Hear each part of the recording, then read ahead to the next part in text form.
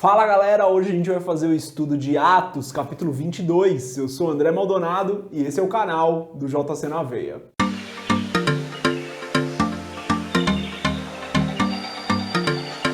Atos 22 é a continuação do capítulo meio que inacabado ali de Atos 21, onde a gente vai ler o discurso de Paulo para o povo que tinha ferido ele ali em Atos 21, quando ele é arrastado para fora do templo.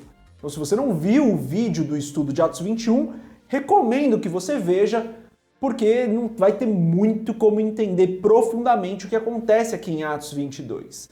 Mas antes da gente continuar nesse vídeo, se você não é inscrita ou se você não é inscrito no canal, se inscreve, deixa o seu curtir e compartilhe esse vídeo com outras pessoas que também estão estudando ou querem estudar o livro de Atos. A gente começa aqui o capítulo 22 então com uma apresentação de Paulo. A gente lê ali no versículo 3 o seguinte: Quanto a mim, sou varão judeu, nascido em Tarso da Cilícia, mas criado nessa cidade aos pés de Gamaliel, instruído conforme a verdade da lei de nossos pais, zeloso para com Deus, como todos vós hoje sois. Paulo se apresentando aqui como um judeu sério, alguém que conhecia a lei, que seguia a lei, justamente já para se afastar das acusações que estariam por vir, que já tinham feito ali dentro do templo, mas que também estavam por vir, falando a verdade, que ele era um judeu zeloso, nasceu em Tarso da Cilícia, mas que havia sido criado ali aos pés de Gamaliel. Tarso da Cilícia era uma das cidades que haviam sido conquistadas por Roma, ficava numa das províncias romanas. Detalhe um pouquinho isso lá no blog, se você quiser, já sabe, aqui na descrição do vídeo tem um link para esse texto lá do blog, mas criado aos pés de Gamaliel. Gamaliel, aquele personagem que aparece no nosso estudo de Atos 5. Gamaliel tem toda uma importância aí para a igreja primitiva. E Paulo está falando, olha, eu fui criado aos pés de Gamaliel. Gamaliel era um judeu respeitado, um doutor da lei. Então Paulo estava definindo ali quem ele era para aquela audiência toda que não necessariamente conhecia detalhes da vida dele. Então ele estava falando sobre como ele foi instruído por um doutor da lei, judeu desde o nascimento, criado ali em Jerusalém e uma pessoa que guardava a lei. E daí aqui em Atos 22, dos versos 17 até o 21, a gente aprende algo, a gente descobre algo que a gente não sabia ainda, não tinha sido narrado no livro de Atos ainda, que é a visão de Paulo no templo. Vou ler aqui dos versos 17 e 21 até o 21, porque é bem importante que a gente conheça isso que a gente ainda não sabia. Durante o relato dele aqui, então, para aqueles que estavam ferindo ele, Paulo conta essa parte da história que a gente não conhecia. Ele diz: E aconteceu que, tornando eu para Jerusalém, quando orava no templo, fui arrebatado para fora de mim. E vi aquele que me dizia: Dá-te pressa e sai apressadamente de Jerusalém, porque não receberão o teu testemunho acerca de mim. E eu disse: Senhor, eles bem sabem que eu lançava na prisão e açoitava nas sinagogas os que criam em ti. E quando o sangue de Estevão, tua testemunha, se derramava, também eu estava presente e consentia na sua morte, e guardava as vestes dos que o matavam. E disse-me: Vai, porque hei de enviar-te aos gentios de longe. Então, enquanto Paulo orava no templo, ele tem essa visão de Jesus falando com ele. Isso é muito importante, a gente não sabia que Paulo tinha tido essa visão, de que Jesus estava mandando ele sair de Jerusalém, de que Jesus estava mandando ele para os gentios. E aqui tem duas coisas que eu quero ressaltar.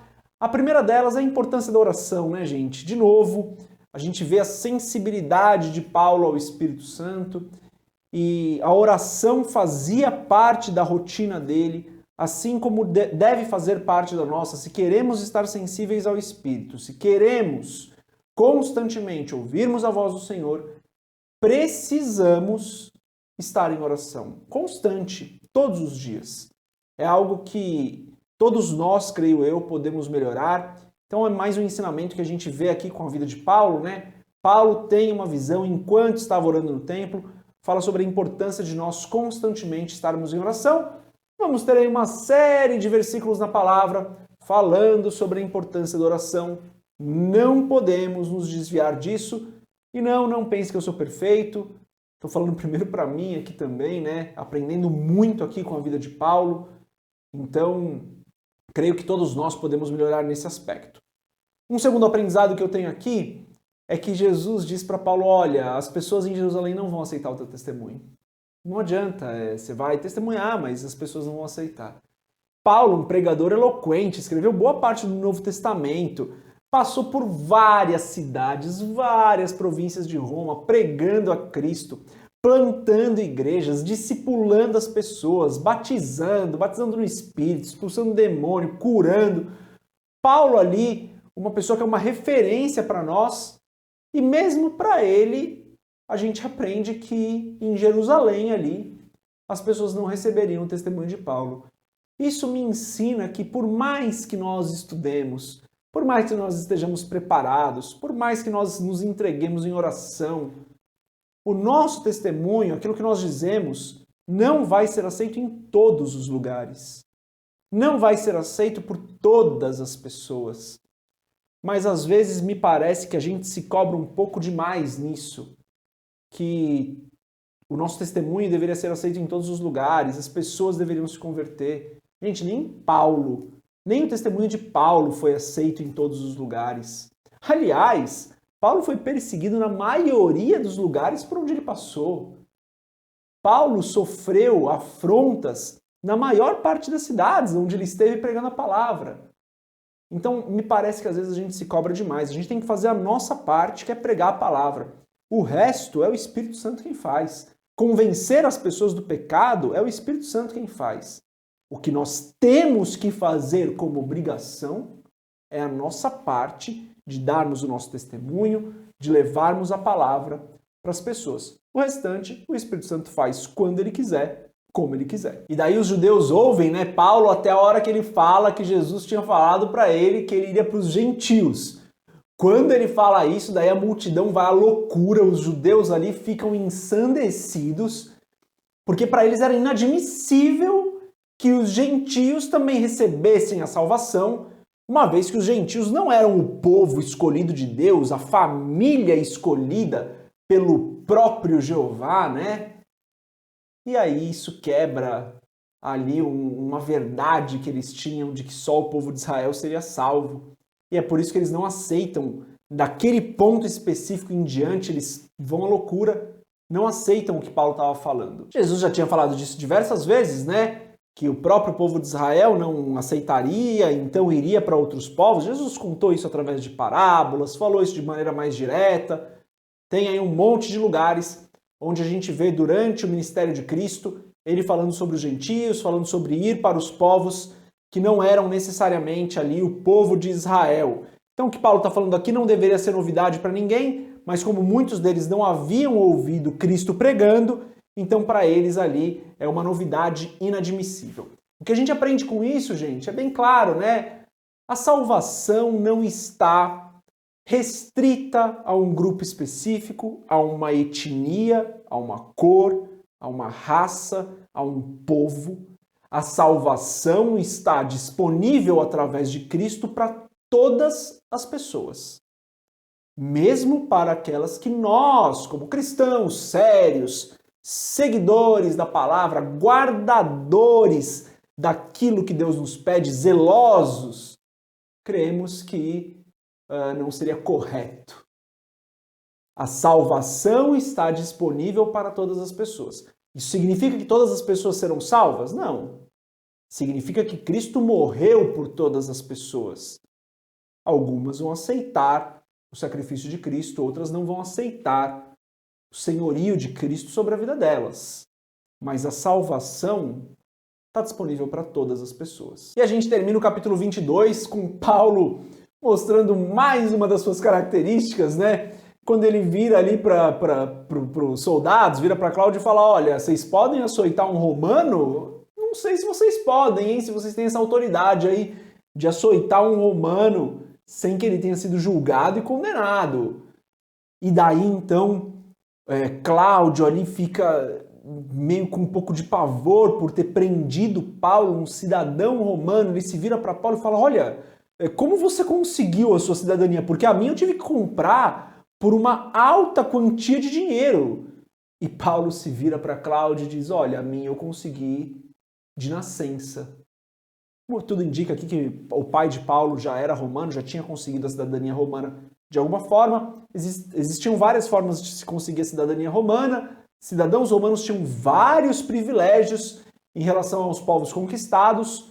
Algumas pessoas dos povos conquistados, de maneiras diferentes, poderiam se tornar cidadãos romanos.